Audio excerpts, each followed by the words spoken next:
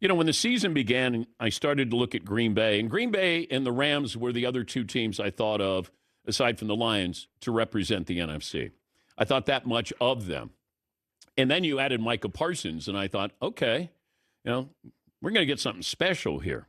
Well, the Rams have lived up to the billing. I think the Lions have. But the Packers, you thought, sturdy offensive line, reliable run game. You got a respected head coach, and you got a quarterback on the rise.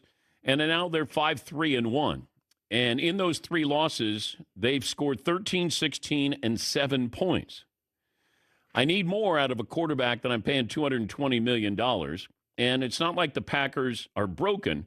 But if you don't start scoring some points, that championship window is going to close a whole lot quicker than you thought. Here's Jordan Love after the game. We're not getting any consistency right now. We're not getting into a rhythm.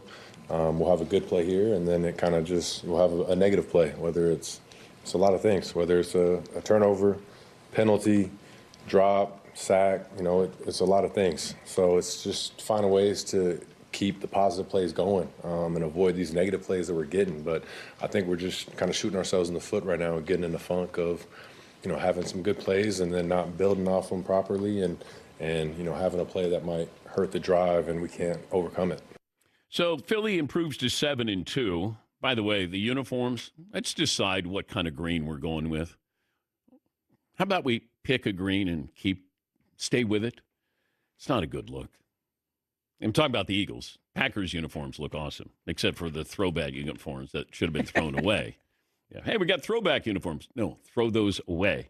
Philly improves to 7-2. Green Bay 5-3-1. I'm not surprised the Giants fired Brian Daboll, but then you keep your GM. And I'm trying to get this straight. And, Paulie, maybe you can set me straight if I veer off course here. But Brian Daboll wanted Jackson Dart. Joe Schoen, the GM, didn't want Jackson Dart. But then Jackson Dart might be the reason why the GM keeps his job, but the coach lost his job.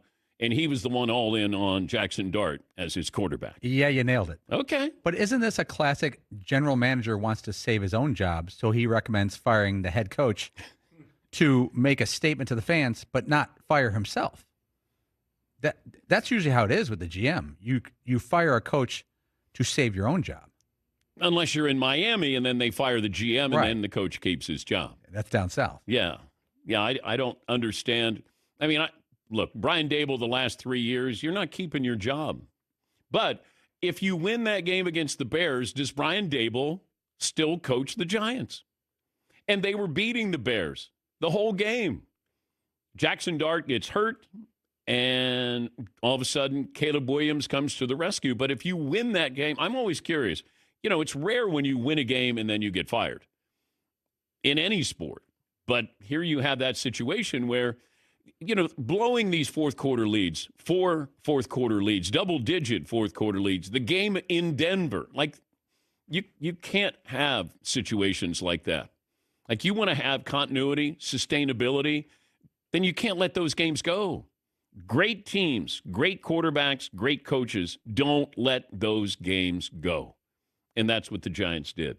And you're going to point the finger to Brian Daboll, and he pays the price. But, the Giants can't find a coach. Look at all the coaches that they've had. I mean, the Ben McAdoo situation, the era. Joe Judge was going to be the next Bill Belichick. I mean, Tom Coughlin's not walking through the door. Bill Parcells not walking through the door. Hell, you might as well reach out to Bill Belichick. Bring him in. See if he wants to coach the G-men.